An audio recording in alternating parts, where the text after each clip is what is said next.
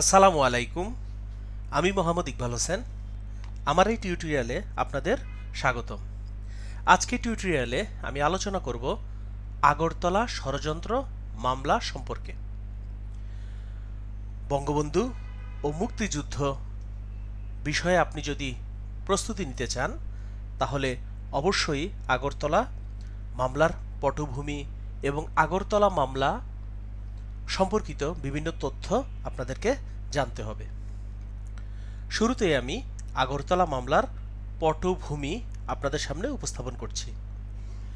বাংলাদেশের রাজনৈতিক ইতিহাসে আগরতলা মামলাটি একটি মাইলফলক। পাকিস্তান সরকার 1968 সালের 6 জানুয়ারি ঘোষণা করে পাকিস্তানকে বিচ্ছিন্ন করার জন্য একটি ষড়যন্ত্র উদ্ঘাটিত হয়েছে। এর সঙ্গে জড়িত থাকার অভিযোগে দুইজন আওয়ামী লীগ নেতা, সিভিল সার্ভিসের 2 জন কর্মকর্তা সহ 28 জনকে গ্রেফতার করা হয়েছে। 18 জানুয়ারি ঘোষণা করা হয় শেখ মুজিবুর রহমান এর সঙ্গে জড়িত এবং তাকে 1 নম্বর আসামি করে মামলা দায়ের করা হয়। এজন্য একটি স্পেশাল ট্রাইব্যুনাল গঠিত হয়। এই মামলার সরকারি নাম রাষ্ট্র বনাম শেখ মুজিবুর রহমান ও অন্যান্য। লোকমুখে এই মামলাটি পরিচিতি লাভ করে আগরতলা ষড়যন্ত্র মামলা হিসেবে। বঙ্গবন্ধু এই মামলার নামকরণ করেছিলেন ইসলামাবাদ ষড়যন্ত্র মামলা নামে। প্রকৃতপক্ষে বাংলাদেশের মুক্তির জন্য ছিল এই প্রচেষ্টা, তাই এটি ষড়যন্ত্র হতে পারে না।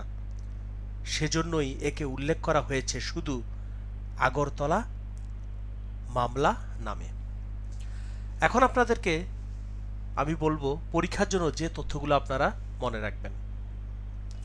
আগরতলা মামলা দায়ের করা হয় 1968 সালের 3 জানুয়ারি। পরীক্ষা আসতে পারে আগরতলা মামলা দায়ের করা হয় কত সালে? সেক্ষেত্রে উত্তর 1968। অথবা পরীক্ষা আসতে পারে আগরতলা মামলা 1968 সালের কয় তারিখে দায়ের করা হয়? সেক্ষেত্রে উত্তর 3 জানুয়ারি। আগরতলা মামলার আনুষ্ঠানিক নাম কি ছিল? উত্তর রাষ্ট্র বনাম শেখ মুজিবুর রহমান ও অন্যান্য। আগরতলা পরিকল্পনার প্রধান নেতা কে? উত্তর লেফটেন্যান্ট কমান্ডার মোয়াজ্জেম হোসেন। আবার বলছি, আগরতলা পরিকল্পনার প্রধান নেতা কে?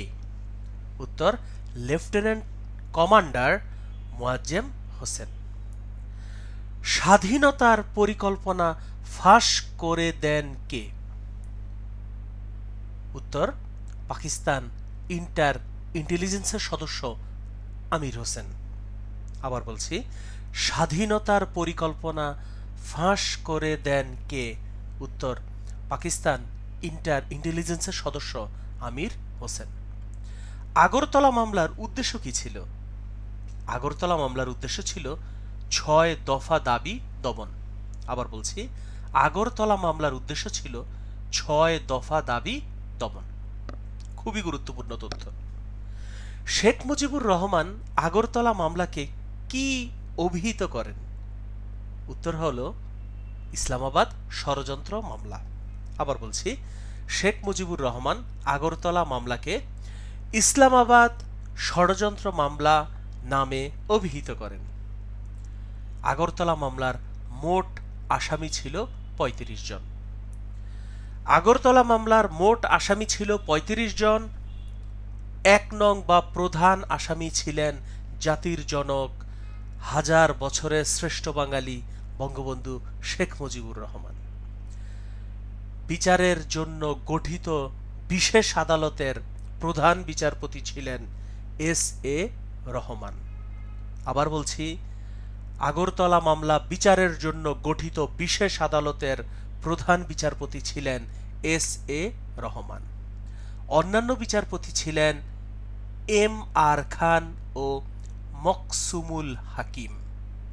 আগরতলা মামলার বিচারের জন্য গঠিত বিশেষ আদালতের অন্যান্য বিচারপতি এম আর খান ও মকসুমুল হাকিম। শেখ মুজিবের পক্ষ থেকে আগরতলা মামলা পরিচালনা করেন স্যার টমাস উইলিয়ামসন। পরীক্ষা আসতে পারে শেখ মুজিবের পক্ষ থেকে আগরতলা মামলা পরিচালনা করেন কে? সেক্ষেত্রে উত্তর হচ্ছে স্যার টমাস উইলিয়ামসন। পরীক্ষা আসতে পারে আসামিদের বিচার কার্য শুরু হয় কোথায়?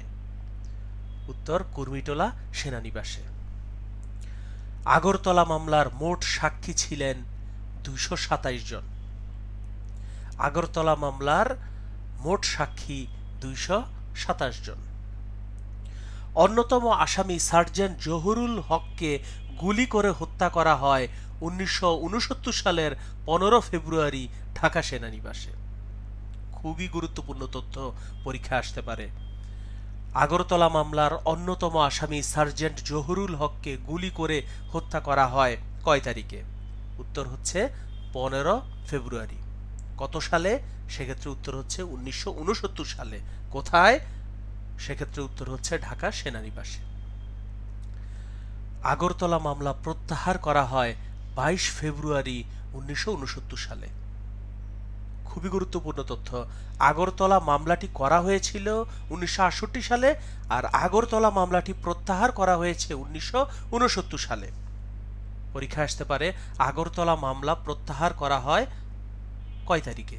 সেক্ষেত্রে উত্তর হচ্ছে 22 ফেব্রুয়ারি। আগরতলা মামলার ছাত্র জনতার স্লোগান ছিল জেলের তালা ভাঙবো, শেখ মুজিবকে আনবো। ভাইবার জন্য এই তথ্যটি অবশ্যই আপনারা মনে রাখবেন। আগরতলা মামলার ছাত্র জনতার স্লোগান কি ছিল? সেক্ষেত্রে উত্তর জেলের তালা ভাঙবো, শেখ মুজিবকে আনবো। আপনারা অবশ্যই আগরতলা মামলা সম্পর্কিত এই তথ্যগুলো মনে রাখবেন। সরকারি চাকরির নিয়োগ পরীক্ষার জন্য আগরতলা মামলা অত্যন্ত গুরুত্বপূর্ণ। আপনাদেরকে অসংখ্য ধন্যবাদ ধৈর্য ধরে আমার এই টিউটোরিয়ালটি দেখার জন্য। আমার অন্যান্য টিউটোরিয়ালগুলো দেখবেন। ভালো থাকবেন। আসসালামু আলাইকুম।